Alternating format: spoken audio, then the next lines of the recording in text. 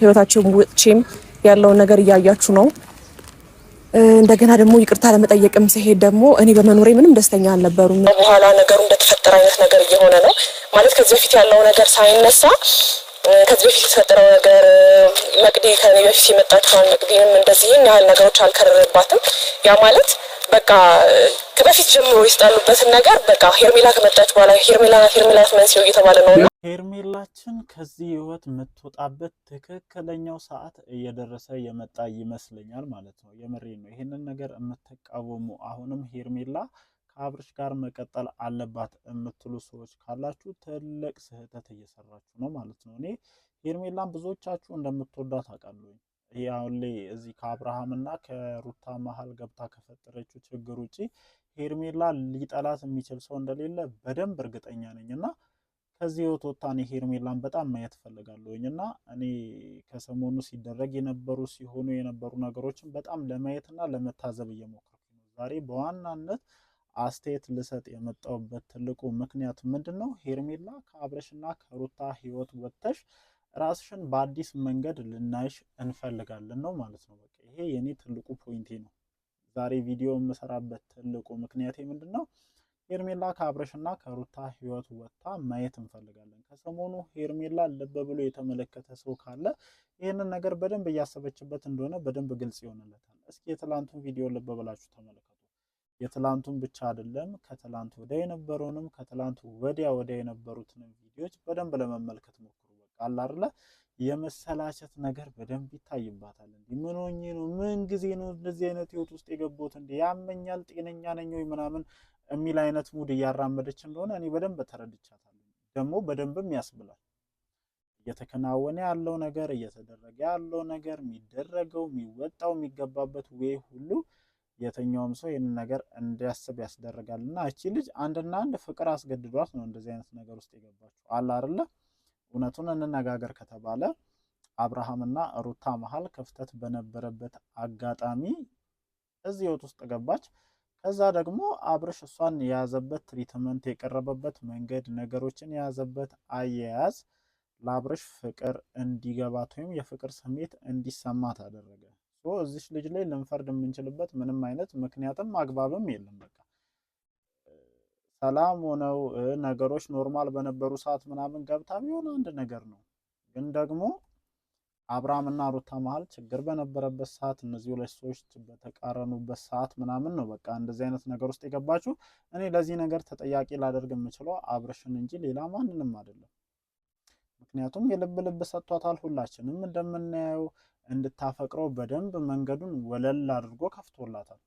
ደግሞ ሴት ልጅ በየትኛውም አጋጣሚ አይደለም እንደዚህ አይነት አጋጣሚዎች ተገኝተው ይቅርና ባለትዳር ወንድ ላይ ጆፊያቸውን የመጣል አዝማሚያ በደንብ እንዳለ በደንብ እናውቃለን። በቃ ይሄ ማንካካደው ሀቅ ነውና እቺ ልጅ አብርሃምን ለምን አፈቀርሽ ለምን እንደዚህ ሆንሽ ምናምን ብለን መክሰስ አንችልም። ግን ደግሞ አለ አይደለ አብርሃም ቆርጦ የማይቆርጥለት ትቶ የማይተው ነገሮችን መተው የማይችል እዚህ ነው ሲባል እዛ ነው ሲባል እዚህ የሆነ አይነት ሰው ነውና እቺ ልጅ ትክክለኛ የሆነ ህይወት ያስፈልጋታል። ሴት ልጅ ነች፣ እድሜዋ ይሄዳል፣ ብዙ ነገር አለ እንደ ጥያቄ ካነሳናቸውና ከዚህ ህይወት የምታመልጥበት ትክክለኛው ሰዓት ላይ የደረሰች ይመስለኛል። ሁሉ ጊዜ እሷን ተጠያቂ ያደረገን ቆይተናል። እኔ እግዚአብሔርን ለመሰላችሁ ይሄንን ንግግር መናገረው ምክንያቱም እስከዛሬ ድረስ ለሁሉም ነገር ተወቃሽ እሷን እያደረግን ነው። አዎ የሰው ትዳር ውስጥ ገብታለች። አዎ ብዙ ነገሮችን አድርጋለች። ግን ደግሞ ይሄንን ነገር እንድታደርግ ማን ነው የልብ የሰጣት የሚለውን ነገር አስረግጠን ለመመልከት ስንሞክር የአብርሽ ትልቅ ኃላፊነት እዚህ ነገር ውስጥ አለ። አስቡት፣ ያንቺ ነኝ ከዚህ በኋላ ካንቺ ጋር ነው መሆነው ይላትና ተመልሶ ይሄድና ደግሞ እዛ ጋር ሌላ ተካራይ ይፈጥራል፣ ከሩታ ጋር ይጋጫል፣ ልጁን ቀምቶ ይመጣል፣ ብዙ ነገርን ይፈጥራል። ታዲያ ሄርሜላ በእንደዚህ አይነት ሞመንት እንዴት ነው ከዚህ ሰው ጋር ልትቀጥይ ልታስብ ያሰብሽው? እግዚአብሔርን እኔ እርግጠኛ ነኝ ሲጀመር ማለት ነው ይሄንን ደስተኛ ቤተሰብ ትቶ ረግጦ አልፈልግም ብሎ የመጣ አብርሃም ለአንቺ በየትኛውም አይነት መስፈርት ደስታ ሊሰጥሽ አይችልም። እኔ ዛሬ ቤቷ ልታስገባው እንደሆነ ስለማቅ ነው ይሄንን ንግግር እየተናገርኩ ያለሁት እና እንግዲህ ከገባችሁ ሰርግ ምናምን ምናምን ብቻ ብዙ ነገር እየታሰበ እንደሆነ አውቃለሁ። ግን ያድርግላችሁ። እኔ ትክክለኛ መንገድ ብትሄድ እኮ ኖርማል ነው። ምንም ይሄ አዲስ ነገር አይደለም። በጣም ከዚህ በላይም ብዙ ነገሮችን ያየን ሰዎች ነን እኛ። ምንም የሚገርምንም የሚደንቀንም ነገር የለም። ሰው የመጀመሪያ ሚስቱን ፈቶ ሁለተኛ ትዳር መያዝ አይደለም በእናንተ በትልልቅ አርቲስቶችም ደረጃ የለመድነው ምናምን አይነት ነገር ነው እና ግን ደግሞ ምን ያክል ያዛልቅሻል የሚለው ነው አሁን የኛ ትልቁ ጥያቄም ፖይንታችንም ይሄ ነው። እና እናንተስ በዚህ ጉዳይ ላይ ምን ትላላችሁ? እንደተለመደው ሰፋ ያለ ሀሳብ አስተያየታችንን በዚህ ጉዳይ ላይ ቆይታ እናደርጋለን ማለት ነው። ያው ቢረፍድም ሰላም፣ እንዴት ናችሁ የኔ ቤተሰቦች፣ የኔ ተወዳጆች? ደህና ናችሁ ወይ? አለን እግዚአብሔር የተመሰገነ ይሁን። ዛሬም እንግዲህ በሰማናቸው አዳዲስ ጉዳዮች እንደተለመደው ሀሳባችንን ጣል ልናደርግ ወደ እናንተ ተከስተናል ማለት ነው። እንግዲህ እንዳያችሁት ነው ትላንትና አብርሽ ወስዶ ልጁን ለሩታችን አስረክቧታል ማለት ነው። ይሄ የሚደገፍ ትክክለኛ ውሳኔ፣ ሁላችንንም ያስደሰተ ይበል የሚያሰኝን ነገር አድርገሃል። ደስ ብሎኛል በዚህ ውሳኔ ማለት ነው። ምክንያቱም ይሄ ድርቅና የትም ሊያደርሰ እንደማይችል በደንብ ጥንቅቅ አድርገን እናውቃለን። የትም አያደርስም ይሄ ድርቅና።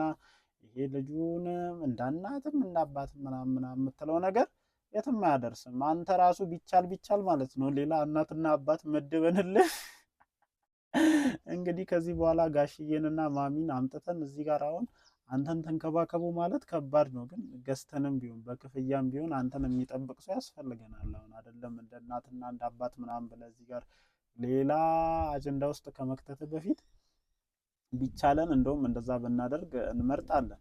ምክንያቱም ከሰሞኑ እያደረካቸው ያሉ ነገሮችን ስናይ ምንም ኃላፊነት የሚሰማ ሰው እንዳልሆንክ ነው እያየን ያለው። አዎ አባትነትን ማስመስከር፣ አባትነትን ማሳየት፣ ብዙ ነገር ማድረግ ትፈልጋለህ። ግን በዚህ አይነት ወይ በዚህ አይነት መንገድ እንዳልሆነ እያለን እየተናገርን ነው። እግዚአብሔርን አለ አይደል? እኔ እኮ አባትነትን ማሳየት ከፈለክ በጣም ቀላልና ተራ ነገር ነው።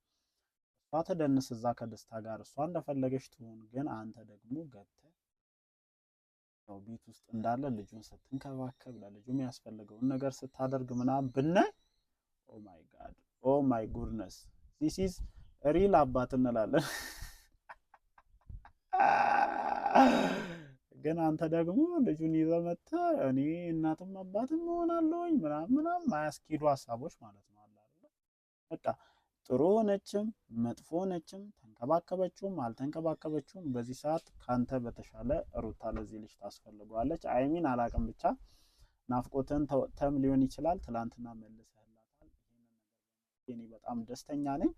ከዛ ውጪ ወደ ዋናው ፖይንቴ ስመለስ ወደ አነሳሁት ሀሳብ ስመጣ ሄርሜላ ከዚህ ወጥ ብታመልጭ ደስ ይለኛል። እግዚአብሔርን እኔ ይሄንን ነገር ሪል ነው የምነግራችሁ። የኔ ፋሚሊ ምን ያደርግላታል አሁን ይሄን እቺን የመሰለች ልጅ አሁን እቺን ድንቡሽቡሽ እንደዚህ ስትባክን ማየት አያሳዝናችሁም? ግን የታሳዝነኛል። ለምንድን ነው ግን እንደዚህ ስትባክን ማየት ግን አይደብርም? እግዚአብሔርን ቢሆንላት እኮ ማልዲቭስ ደሴት ላይ ሄደሽ እኮ የሆነ ደስ የሚል ኢንጆይ ማድረግ ያለብሽ አይነት ልጅ ነሽ። እግዚአብሔርን እኔ ለምን እንደምወድሽ አላውቅም፣ ብቻ ደስ ትይኛለሽ። እና የሰው ትዳር ውስጥ ገብተሽ ደግሞ የሰሞኑ ሁኔታዎችሽን ሳይ ነው ትላንት ወዲያ የነበሩትን ቪዲዮዎች ለማየት ስሞክር አለ አይደለ በቃ ምን ሆኜ ነው እዚህ ጉድ ውስጥ የገቡት ምናምን እያልሽ እንደሆነ በደንብ ያስታውቅብሻል። ልጁን ታያለሽ፣ አብርሃምን ታያለሽ፣ ሩታን ታያለሽ። የምታይበት መንገድ ራሱ ምን ሆኜ ነው ያመኛል ወይ ጤነኛ ነኝ ወይ እንዴት ነው እዚህ ነገር ውስጥ የገቡት? ይሄ ሰውዬ ሙጠምጤም አሰርቶብኝ ነው ወይ እስከዛሬ ድረስ ሄርሜላ አሰራችበት ምናምን የሚሉኝ ሁላ የምትይ ነው የሚመስለው። እና በተቻለሽ መንገድ አሁንም በተቻለሽ መጠን ከዚህ ህይወት ራን ብለሽ እንድታመልጪ ልባዊ የሆነ ምኞቴን ማስተላለፍ እፈልጋለሁ ማለት ነው።